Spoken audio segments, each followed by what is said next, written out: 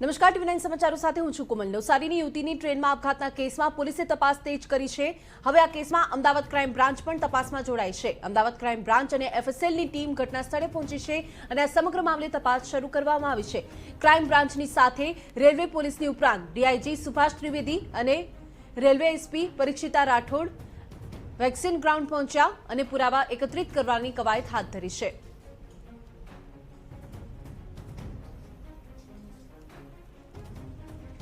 વધુ વિગતો સાથે સહયોગી યુનુસ ગાઝી જોડાઈ ચૂક્યા છે. યુનુસ, હાલની શું છે અપડેટ?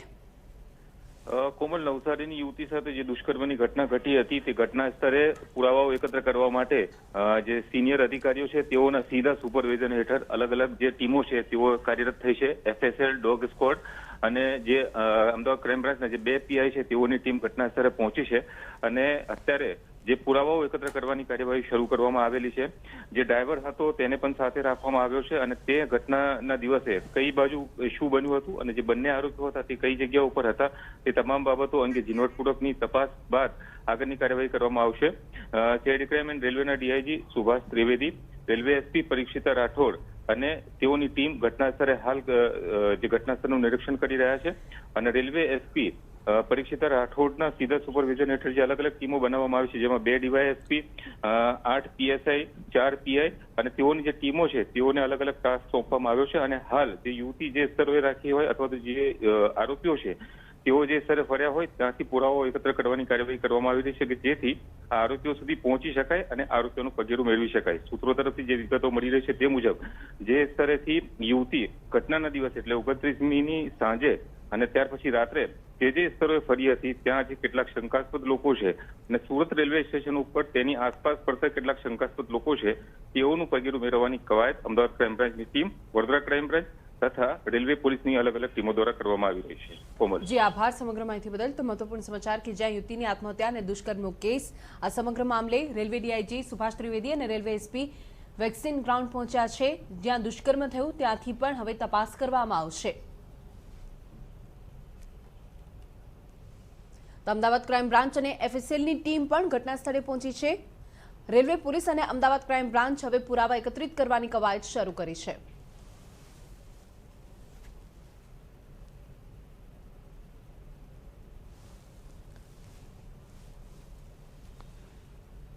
ગુજરાતીમાં કે અંગ્રેજીમાં, હિન્દીમાં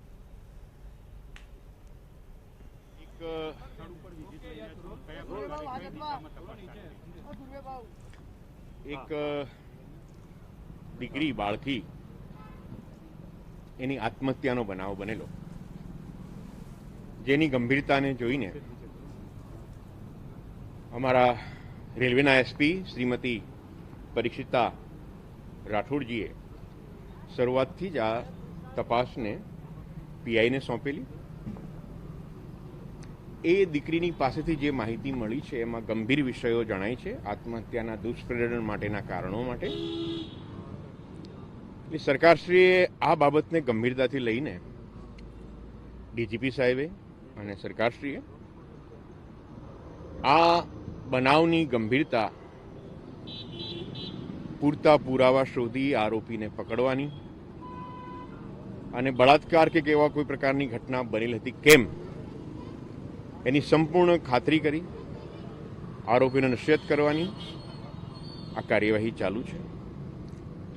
એના માટે Baroda city police, railway police, Ahmedabad city crime branch આ તમામ તંત્ર સાથે મળીને અલગ અલગ ટીમો દ્વારા કાર્યવાહી કરી રહ્યા છે. આ ઘટનાની અલગ અલગ રાજ્યોમાં પણ તપાસ થઈ રહી છે. ગુજરાત છે, કર્ણાટક છે, બીજા રાજ્યોમાં પણ electronic surveillance, electronic data, mobile CDR analysis અને બધા અન્ય વૈજ્ઞાનિક અભિગમથી આ ગુનાના શોધનની કામગીરી હાલમાં ચાલુ છે. મારા સહિત ઓછામાં ઓછી 25 ટીમો આના માટે કામ કરી રહી છે અને અમે પ્રતિબદ્ધ છીએ કે બાળકીને ન્યાય મળે. સુરતમાં સીસીટીવી બહાર આવે છે, શકમંદ પાછળ કોઈ પીછો કરતો દેખાય છે. જે યુવતીએ પણ ડાયરીમાં લખ્યું હતું કે મારો કોઈ પીછો કરે છે, મને બચાવો, એની કોઈ ઓળખ થઈ છે? સીસીટીવી જોવામાં આવેલા છે, વેરીફાઈ કર્યા છે. આ તબક્કે હું કશું કહી શકું નહીં.